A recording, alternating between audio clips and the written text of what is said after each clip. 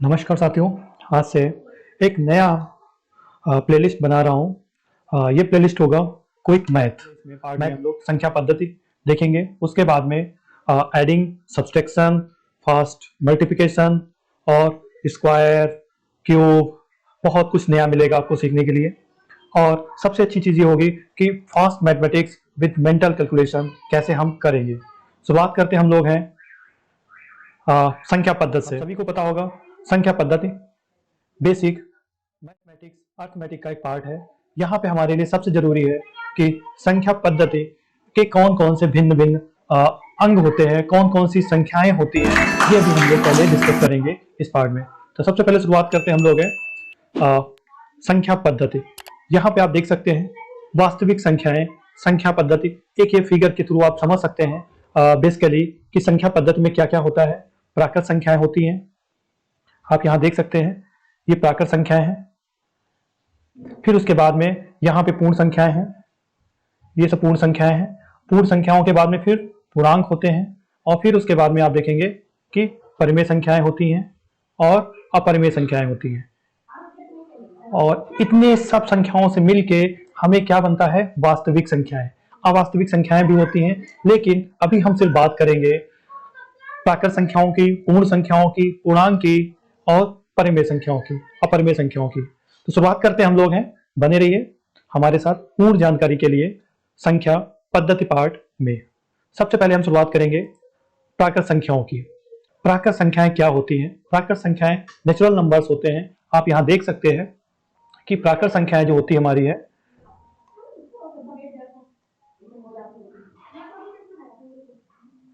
प्राकृत संख्याएं जिन संख्याओं का प्रयोग वस्तुओं के गिनने के लिए हम करते हैं, वो सब संख्याएं हमारी क्या होती हैं, प्राकृत संख्याएं होती हैं। वो क्या होती हैं, सारी की सारी हमारी क्या होती हैं, प्राकृत संख्याएं होती हैं। प्राकृत संख्याओं को हम कैसे लिखते हैं? प्राकृत संख्याओं को हम n से प्रदर्शित करते हैं। किससे प्रदर्शित करते हैं? n से। आप यहां देख सकते हैं प्राकृत संख्याओं को, प्राकृत संख्याएं जो हम गिनने में प्रयोग करते हैं।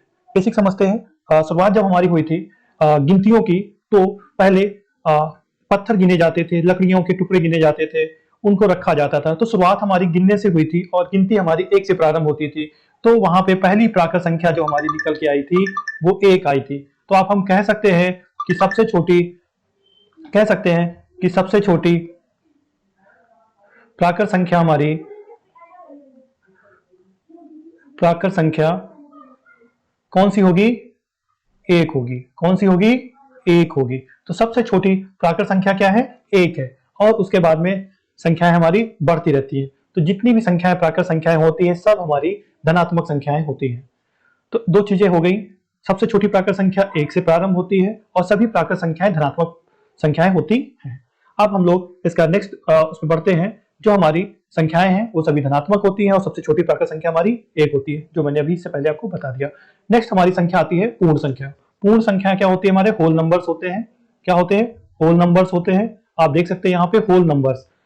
अगर हम प्राकृतिक संख्याओं में जीरो को भी सम्मिलित कर ले, किसको सम्मिलित कर ले? जीरो को, तो संख्याओं का जो समूह बनेगा वो हमारा पूर्ण संख्या होगा। आप समझ सकते हैं प्राकृतिक संख्या हमारी 1 से बनी थी और उसमें अगर हम जीरो को मिला रहे हैं तो संख्याओं का समूह क्या हमारा होगा? पूर्ण संख्या होगा। इसे हम कैसे प्रदर्शित करते हैं? W से प्रदर्शित करते हैं। कैसे प्रदर्शित करते हैं? W से। ठीक है। तो सबसे छोटी पूर्ण संख्या, अगर हमारी क्वेश्चन आता है सबसे छोटी पूर्ण संख्या कौन होगी, तो उत्तर हमारा क्या होगा? 0 होगा। उत्तर क्या हमारा होगा? 0 होगा। सबसे छोटी पूर्ण संख्या 0। तो इतनी बेसिक चीज हमारी है पूर्ण संख्याओं के बारे में। तो हमारी दो चीजें हो गई, प्राकृत संख्या और पूर्ण संख्या। प्राकृत संख्या जो 1 से प्रारंभ होती है और आगे बढ़ती रहती है, धनात्मक संख्याएं होती हैं, उन्हें हम n से प्रदर्शित करते हैं। जबकि पूर्ण संख्याओं में अगर 0 को भी मिला ले तो हमारी संख्या समूह पूर्ण संख्या हो जाता है। इसे हम पूर्ण संख्या को W से प्रदर्शित करते हैं और सबसे छोटी पूर्ण संख्या 0 होती है। आगे हम लोग बढ़ते हैं।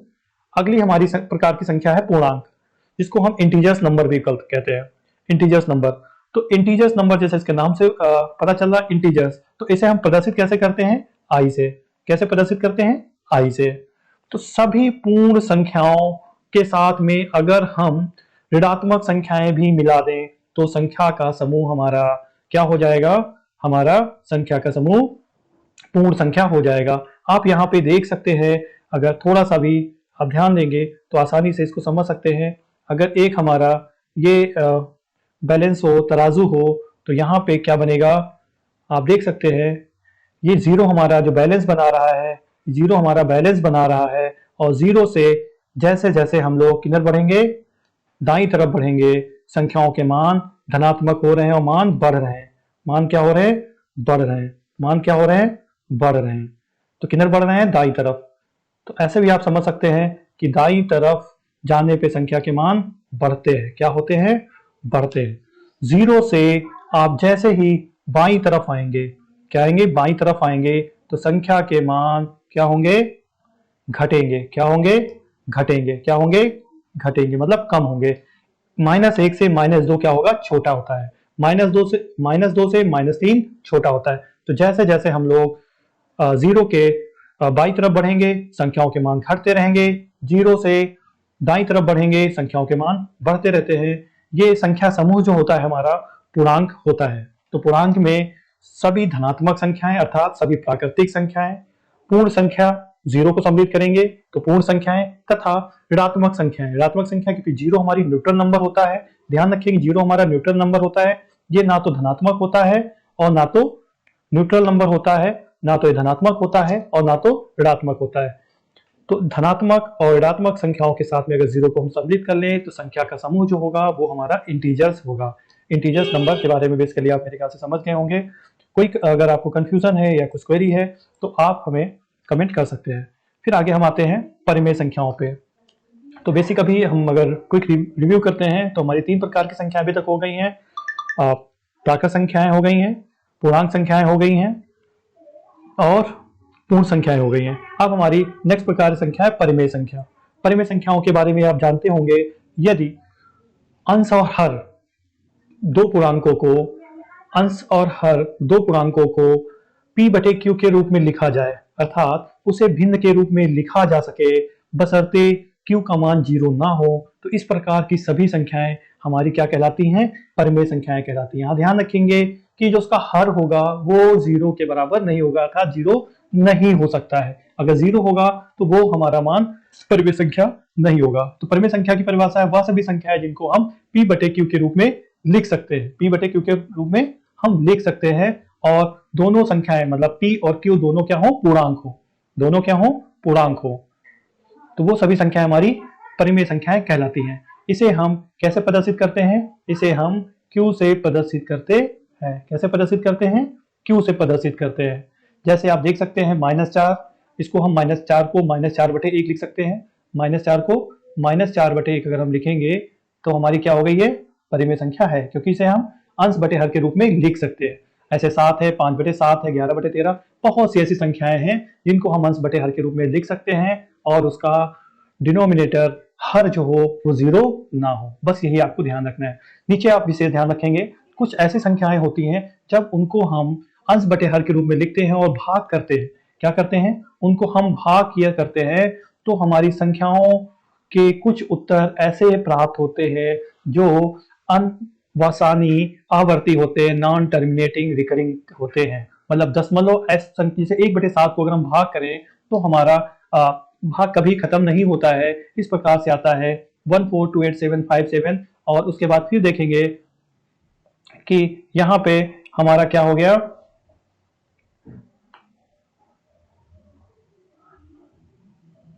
आप यहाँ देख सकते हैं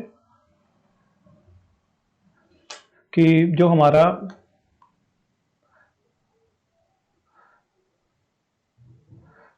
जो यहाँ पे हमारा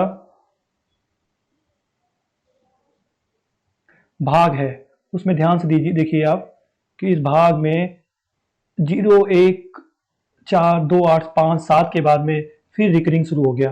देखिए 14 2 8 5 7, 14 2 8 5 7, जब नंबर रिपीट होने लगता है तो सभी इस प्रकार की भिन्न परिमेय संख्याओं में आती हैं। आप ये ध्यान रखेंगे, ऐसे कभी उत्तर आते हैं, आपसे पूछा जाता है ये परिमेय संख्या है या नहीं है, तो वो परिमेय संख्या होती है। ठीक है ना। तो बेसिकली ये आपका हो गया परिमेय संख्या। अब परिमेय संख्याओं के बाद में हम लोग बढ़ते हैं अगली संख्या पे जो हमारी होती है अपरिमेय संख्या। अपरिमेय संख्या, जैसे अभी परिमेय संख्या आपने देखा हुआ है कि परिमेय संख्याएं वो सभी संख्याएं होती हैं जिन्हें अंश बटे हर के रूप में लिख सकते हैं, या जिसका हर हमारा 0 नहीं होता है।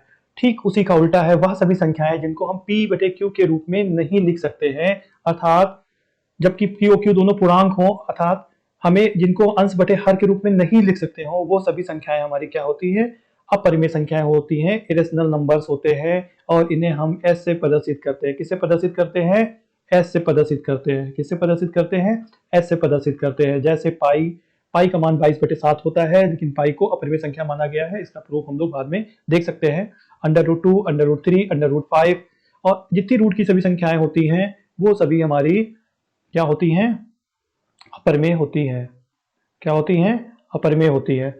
यहाँ पे देख सकते हैं, जैसे अभी मैंने बताया था 1/7 को अगर हम भाग करते हैं तो हमारा उत्तर रिकरिंग आ रहा था, लेकिन कुछ भाग ऐसे दशमलव होते हैं या कुछ भाग संख्या ऐसी होती हैं जिनके दशमलव का प्रसार जो होता है वो क्या होता है? अनवासनीय अनावर्ती होता है, नॉन टर्मिनेटिंग नॉन रिकरिंग। और उससे पहले भी हमने देखा था नॉन टर्मिनेटिंग रिकरिंग, मतलब बढ़ रहा था वो, जबकि यहाँ पे आप देखेंगे कि वो कभी भी रिकरिंग एक जैसा आपका नहीं होगा।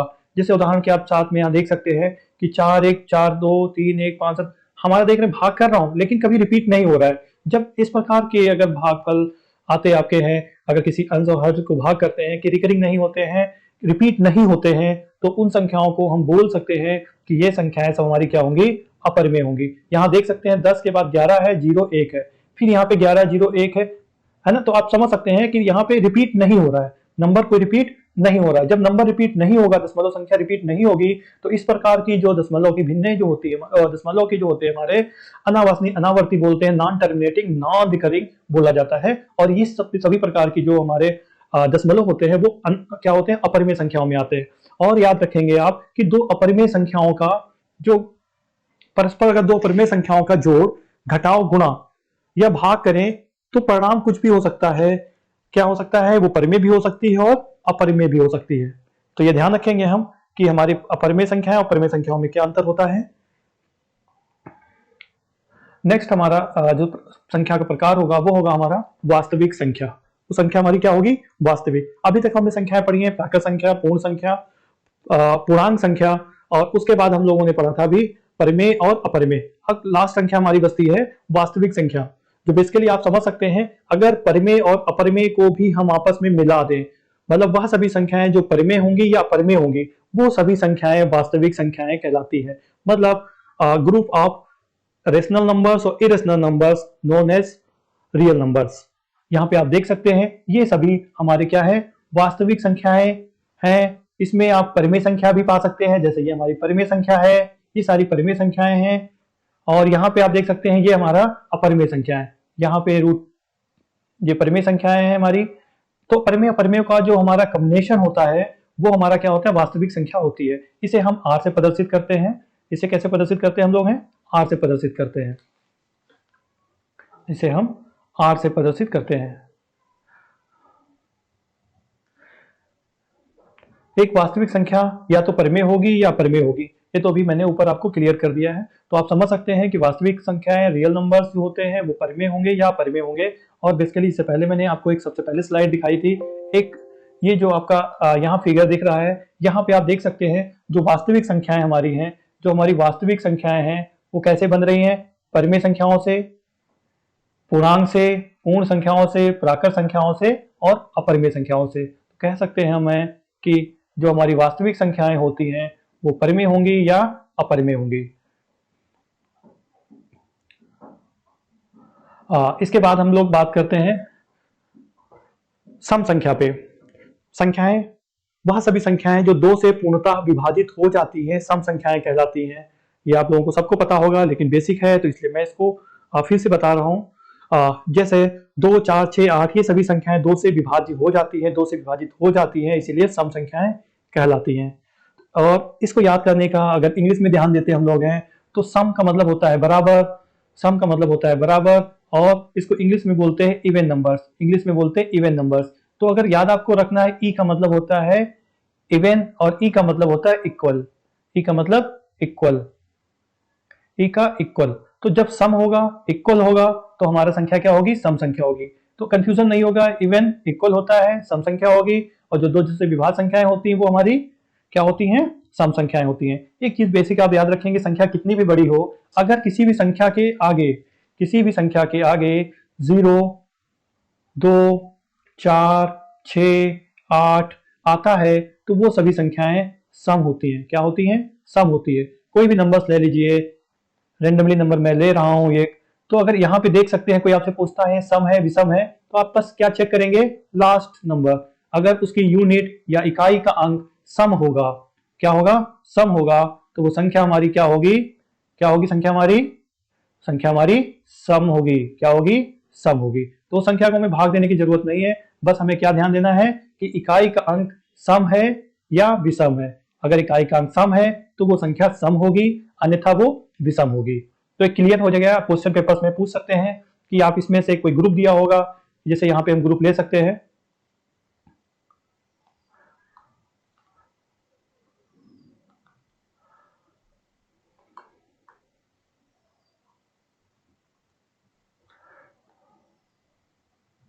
ग्रुप हम ले सकते हैं यहाँ पे। ये कुछ स्टार्टिंग हो गई तो पहले मैं इसको इरेज कर देता हूँ,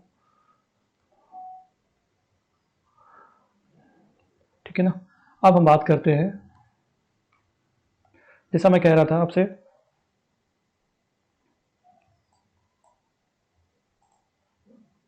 संख्या हमारी अगर कोई भी अंक जैसे ले लेते हैं हम यहाँ पे 3, 4, 5, 1, 3451,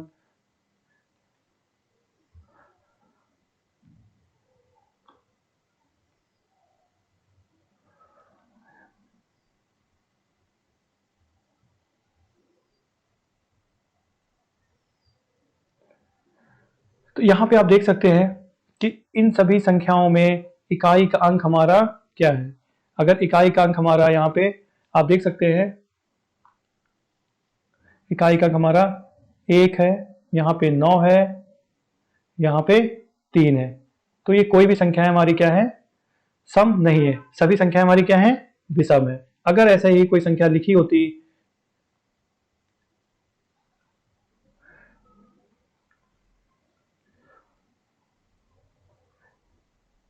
4, 5, 2, 34,352, तो यहाँ पे देख सकते हैं इकाई का अंक 2 है, तो ये संख्या हमारी क्या होगी, क्या होगी, हमारी सम होगी।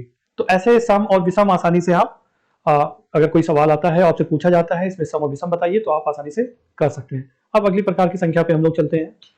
अगली संख्या हमारी विषम है। सम का उल्टा अपोजिट जो होगा, ठीक है ना, इवन नंबर्स का जो अपोजिट होगा वो ऑड होगा। क्या होगा, ऑड, अपोजिट ऑड। आप इससे समझ सकते हैं कि जो विषम होती है वो हमारे ऑड नंबर्स होते हैं। विषम क्या होते हैं, ऑड नंबर्स होते हैं, जो 2 से पूर्णतः विभाजित ना हो।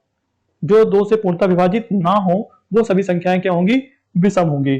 तो जिन संख्याओं के आखिर में आप समझ सकते हैं, अभी जैसे मैंने बताया था, अगर संख्या के आखिर में 0, 2, 4, 6, 8 आता है तो संख्या हमारी क्या होती है, सम होती है। क्या होती है, सम होती है। तो उसका उल्टा क्या हो जाएगा, यदि संख्या का आखिरी अंक 1, 3, 5, 7, 9 आए तो संख्या हमारी क्या होगी, विषम होगी। क्या होगी, विषम होगी। तो आप कह सकते हैं यदि किसी भी नंबर का यूनिट नंबर या इकाई का अंक 1, 3, 5, 7, 9 है तो वह संख्या विषम होगी। आप इस एग्जाम्पल्स में देख सकते हैं कि जितने भी एग्जाम्पल्स मैंने दिए हैं सबके यूनिट्स जो हैं 1, 3, 5, 7, 9 ही होंगे। तो कोई भी आप एग्जाम्पल ले सकते हैं और उसको आप आसानी से एक बार में देख के आप बता सकते हैं कौन सा नंबर सम है और कौन सा नंबर विषम है। नेक्स्ट नंबर पे हम लोग चलते हैं। ये हमारा भाज्य है और इसके बाद में भाज्य, ठीक है ना। तो ये अभाज्य संख्याओं पे बात करते हैं। अभाज्य संख्याओं को हम प्राइम नंबर्स बोलते हैं, इंग्लिश में है। प्राइम नंबर्स वह संख्याएं होती हैं जो संख्या एक और स्वयं के अतिरिक्त, मतलब वह संख्या अगर एक से कटेगी या तो स्वयं से, मतलब ऐसे नंबर्स जो एक या स्वयं के अतिरिक्त किसी अन्य संख्या से पूर्णतः विभक्त ना हो, वो सभी संख्याएं अभाज्य संख्याएं हमारी कहलाती हैं। तो सभी संख्याएं वह अभाज्य होंगी जो एक या स्वयं के अतिरिक्त किसी अन्य संख्या से ना कटे, मतलब ना विभाजित हो। यहाँ पे एग्जाम्पल देख सकते हैं 2, 3, 5, 7, 9, 11, 13, 17, 19, 23, 29। ये सभी संख्याएं स्वयं के अतिरिक्त, स्वयं का मतलब अगर 2 की बात करें तो 2 2 से ही कटेगा, या तो 1 से कटेगा, 3 3 से ही कट सकता है और 1 से कट सकता है। इसके फिर किसी अन्य संख्या से वो डिवाइजिबल नहीं होगा, नहीं कटेगा। तो इस प्रकार की सभी संख्याएं हमारे अभाज्य संख्याएं या प्राइम नंबर्स होते हैं। याद रखेंगे आप, प्राइम नंबर्स अभाज्य संख्याएं होती हैं जो स्वयं व एक के अतिरिक्त किसी अन्य संख्या से नहीं करती हैं। पेपर में अक्सर पूछा जाता है, क्वेश्चन आता है कि सबसे छोटा अभाज्य छांटिए या सबसे छोटा अभाज्य संख्या कौन है। तो आप याद रखेंगे सबसे छोटी अभाज्य संख्या 2 होती है, सबसे छोटी अभाज्य संख्या 2 होती है। तो सबसे छोटी अभाज्य संख्या हमारी 2 होती है। नेक्स्ट संख्या हमारी है भाज्य नंबर, ठीक उसका अपोजिट है। अभी मैंने बताया वह सभी संख्याएं जो एक और स्वयं के अतिरिक्त किसी अन्य संख्या से नहीं करती हैं वह हमारी संख्याएं अभाज्य होती हैं। ठीक उसका उल्टा ऐसी सभी संख्याएं जो एक और स्वयं के अलावा किसी दूसरी संख्या से भी विभाजित हो जाए वह संख्याएं हमारी भाज्य संख्या या कंपोजिट नंबर्स कहलाती हैं। मतलब वो नंबर्स जो 1 से कट जाएंगे, खुद से भी कटेंगे और किसी अन्य नंबर से भी कट सकते हैं, तो वो सभी नंबर्स हमारे भाज्य संख्याएं होती हैं। जैसे 2, 4, 6, 8, ये सब हमारे नंबर्स हमारे क्या होते हैं, भाज्य नंबर है। क्या है, हमारे भाज्य संख्याएं हैं। तो आप ध्यान रखेंगे ये 2 2 से भी कट जाएगा, यहां पे आप 4 लेंगे, 4, 6, 8, 10, ये सभी संख्याएं खुद से भी कट सकती है और अन्य संख्याओं से भी कट सकती हैं। तो ये सभी नंबर हमारे भाज्य नंबर होंगे। तो सबसे छोटी हमारी जो भाज्य संख्या होगी वो क्या होगी, हमारी 4 होगी। सबसे छोटी भाज्य संख्या हमारी क्या होगी, 4 होगी। तो याद रखेंगे सबसे छोटी भाज्य संख्या हमारी 4 होगी। सबसे छोटी